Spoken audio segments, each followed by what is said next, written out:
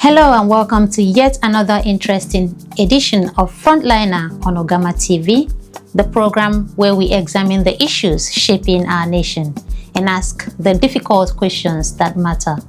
I am your favorite host, Chidiogo Asuke.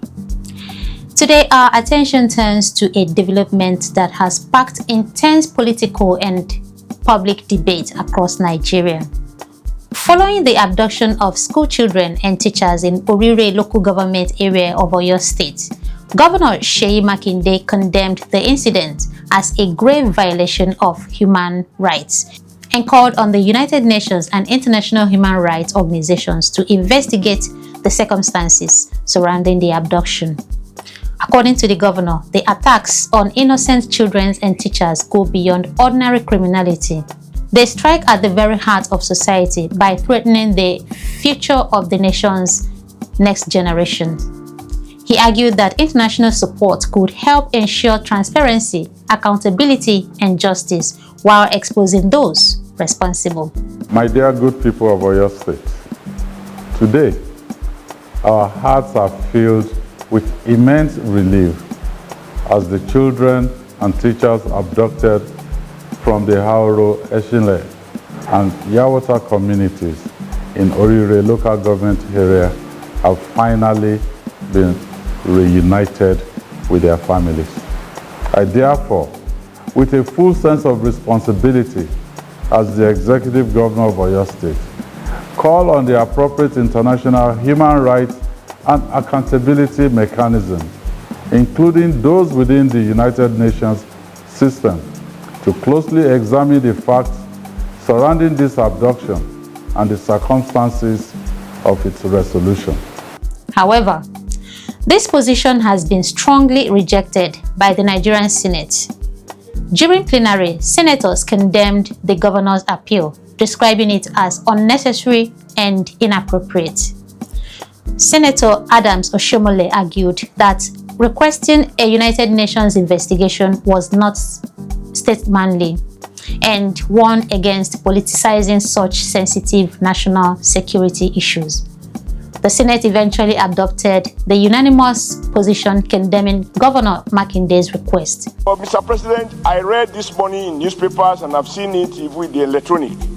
The governor of Oyo State calling on the United Nations to investigate the overall circumstances surrounding the kidnap and even the rescue. I thought that was the most unstatesmanly. He was carrying partisan politics too far, and this Senate should condemn his unguided statement. Nigeria is a sovereign nation. When we wake up and call on foreign authorities to investigate, this is one case in which our armed forces have shown that without paying ransom, even if it meant that these children and some of the elders had to be in captivity for almost 2 months, that the armed forces were working quietly to have these rescue operations, which, as well captured in this motion, led to some loss of life. Now, this development raises several important constitutional and diplomatic questions. First, was Governor Makinde justified in seeking international intervention? Those who support his position argue that when innocent children become victims of repeated abductions, every available avenue for justice should be explored. They believe that involving respected international institutions could strengthen investigations, encourage transparency, attract global attention to the plight of victims, and reinforce Nigerians' commitment to protecting fundamental human rights. Supporters also argue that international scrutiny does not automatically diminish national authority. Rather, it can complement domestic efforts where accountability is questioned. On the other hand, critics insist that national security remains the exclusive responsibility of the Nigerian government. They argue that inviting foreign organizations to investigate internal security matters could create the impression that Nigerians lack the capacity to manage its own affairs. Now, this brings us to the issue of sovereignty. Sovereignty simply means that a nation has the authority to govern itself without external interference. Every sovereign country is expected to maintain law and order, protect its citizens, and administer justice through its own institutions.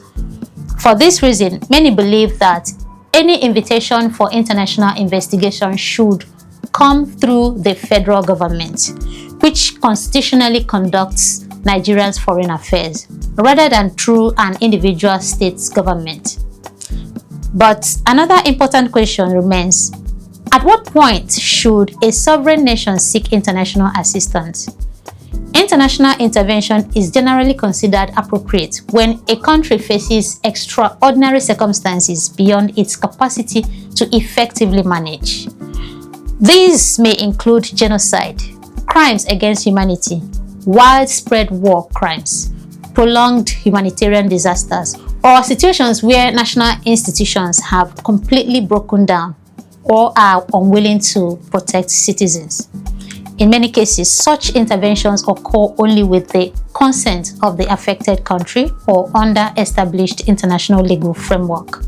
Nigeria has in the past collaborated with international partners on terrorism, intelligence sharing, anti-corruption efforts, and humanitarian operations.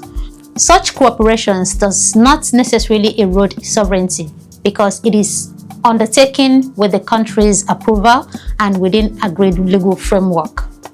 The key distinction lies between requesting international cooperation and appearing to transfer responsibility for domestic security to external bodies. The Orire school abduction, therefore, presents more than just a security challenge. It has opened a broader conversation about leadership, accountability, constitutional authority, and the delicate balance between protecting national sovereignty and ensuring justice for victims. As Nigerians, perhaps the most important concern should not simply be who wins the political argument, but whether our children can go to school without fear, whether victims receive justice, and whether our security institutions continue to earn the confidence of the people. Now, as we wrap up today's edition of Frontliner, do keep in mind that every child deserves to learn in safety. Every parent deserves the assurance that sending a child to school is not an act of courage, but an ordinary part of daily life. Whether one agrees with Governor Makinde's appeal or supports the Senate positions, the tragedy at Orire reminds us that insecurity remains one of Nigerians' greatest challenges. The real measure of leadership will not be found in political exchanges or public condemnations, but in concrete actions that prevent future abductions, rescue victims swiftly, and hold perpetrators accountable. Until Nigerian families can live without the fear of kidnapping, the conversation must continue, and so must the search for lasting solutions. We would love to have your thoughts and inputs to the conversation right on the comment section. Till we'll catch up again next week, thanks for sticking to Ogama TV. For more updates and breaking news, don't forget to follow us on our socials on Facebook at Ogama TV, on Instagram at Ogama TV1, on X at Ogama TV, on YouTube at Ogama TV, and also visit our website at www.ogamatv.com. I remain your host, Chidiogo Asuke. Many thanks for watching. Bye for now.